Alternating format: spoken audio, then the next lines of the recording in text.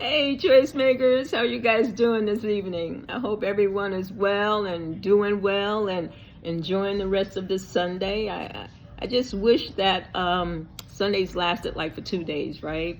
When I was working, Sunday was like, oh my gosh, when it was like 6 o'clock, 6 in the evening, I thought, oh, I gotta go to work. I gotta go to work tomorrow. And after that, it was just no fun anymore. So being retired has relieved me of all that stress. I no longer dread Sunday evenings. I embrace them with everything that I have. So guys, I hope you're embracing your Sundays too. So like, I welcome you to my channel, and I welcome to you to talk about choices, because choices are the foundations of our life. They're like building blocks. They're how we get from one step to the next. It's how we get ourselves into trouble. It's how we get ourselves out of trouble. And it's also the work that goes in between, the reflection of it, and doing the hard work of forgiving yourself and forgiving people who you think have trespassed you, did you wrong, like you called you out, stabbed you in the back, all that kind of stuff. And that happens. It happens a lot. It happens every day. So sometimes we just have to, know who we are and know what our boundaries are, and know what we'll tolerate and what we don't. And time to be honest about that. I think we'll have healthier relationships when everybody's like upfront with what they do and what they say.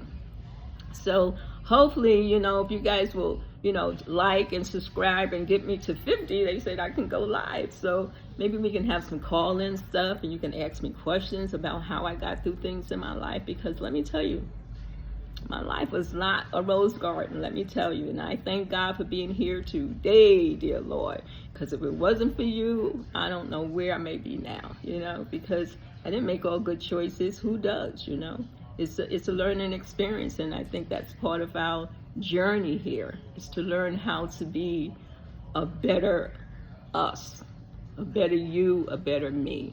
And that means going through trials and tribulations. That means going through some things. It's like a testing ground, right? A proving ground, right? So every day I think about that, and every night I wonder, what did I prove to myself this time? What did I overcome? What am I still hanging on to? Because I really don't want anything to block my blessings. As I go into 72, 73, 74, I want to be free of everything. I just want to be floating in the love, just floating all in the love. So guys, I just want to say to you guys, because I haven't been here for almost a month, it's like happy Juneteenth. What else did I miss? July 4th for those who still celebrate. And we had a big thing in my family too, because it was my brother's 90th birthday, and my nieces threw him a surprise birthday party, and we all traveled from north, south, east, west to be there to celebrate him and his life. And let me tell you, it was a beautiful thing. It really was. I had such a good time. I danced all night. My brother danced all night. And look, y'all. He had women lining up to kiss him on the cheek and say happy birthday. So, hey, 90 ain't that bad for all of us who are traversing in that direction. Let me tell you, 90 was hanging out at the party, for real, let me tell you. So we really had a good time, because there was family I haven't seen for maybe 7 or 8 years. It was like a family reunion, really. And when they played the OJ's family reunion, oh my gosh, then we were almost in tears with that.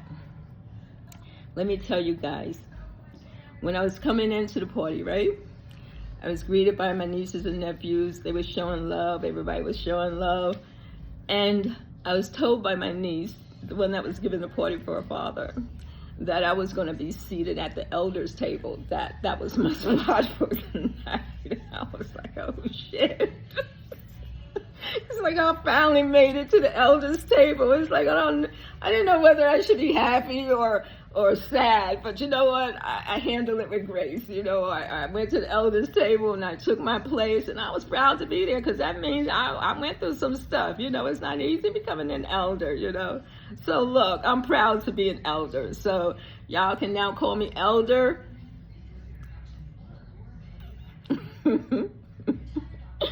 Okay, y'all, not really. But anyway, it was such a beautiful party. And I'm so bad with surprises, right? I will, let it drop that a surprise is happening. So sometimes I don't even get told until the last moment. But this time I was told, like, around with everybody else. So I made a choice that I was not going to ruin this for my brother. So in order for me to do that, I didn't speak to him until his birthday, until the party was held. I didn't wish him happy Father's Day. I didn't call to check to see how he was feeling. I did none of that. I'm not proud of myself because that was a choice I made, and I made that choice because I know who I am. So, sometimes you got to know who you're dealing with, especially when it's yourself. You should know who you're dealing with. But anyway, I was already there, already in his state where the birthday party was held. Matter of fact, I was in the area for about 2 weeks, just hanging out, having a nice vacation. So the same day of the party, right? He calls me out of the blue. Now, I haven't talked to him in a month. He calls me, and he's just so happy and jovial. And he's like, hey, baby, say what's going on. I'm like, hey, big brother, how you doing? What's happening? He said, I don't know. Something sounds like it's going on because they telling me to get dressed and doing all this. Tomorrow's your birthday. My birthday? I said, yeah, I know tomorrow's your birthday. So he went on to talk about what he think is going on. And I'm like, how the heck am I going to, not, let the surprise get out, So I got a little indignant. I'm like, what? What surprise party? I didn't hear anything about a party. Why do you think something is going on? I don't know anything about it. Matter of fact, tell your daughter to give me a call because I feel highly disrespected right now. Oh my God. And while I was saying that, I just felt so bad because while I was saying that, I just felt all the joy leave his voice. You see, he got so flat. I was like, oh my God, I just changed his energy and his vibration. And I felt so bad, I almost wanted to call him back and tell him he was going to have the party, but I didn't want to do that either. So I made a choice to keep to my lie. I repented, y'all. I asked for forgiveness for that.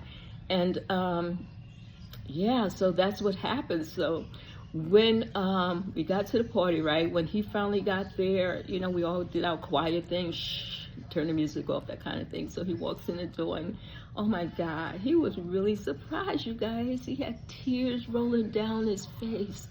Oh my God, we were all crying because I almost feel like I want to cry now when I think about it. Because it was just a joyous moment and he was just so happy to see everybody and we were just so happy to see him. Oh God, I'm such a bag of water. But anyway, I was at the elders table, so by the time he worked his way through there, got his hugs and kisses and everything, when it was my turn, because, even though we're still old, I'm still the youngest, I'm still the youngest here, so I had to wait till my turn, which was at the end, and when he got to me, he looked at me, he said, you lied to me, and oh my gosh, I said, yes, I did, and I'm so sorry, but I didn't want to ruin your surprise party, and he forgave me, and after that, the party was on and jumping, girl. Let me tell you, y'all, Al Green was playing all over the place, and James Brown. We were doing all the oldies from our days, and we were just having a good time. We were doing our things, and the nieces and nephews got out there to show us what was happening. But look, we kept our same dance, our two-step, and jazzed it up. When you throw your hands up in the air and act like you don't care, look, we were doing all of that. So don't let nobody fool you. 90 is not always a nursing home.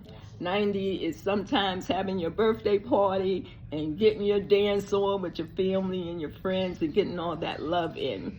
So that's what happened in that part of June. So I have so much to tell you about what else went on in June because I'm not finished, because it was also my husband's birthday and my 40th wedding anniversary. Almost didn't get that out.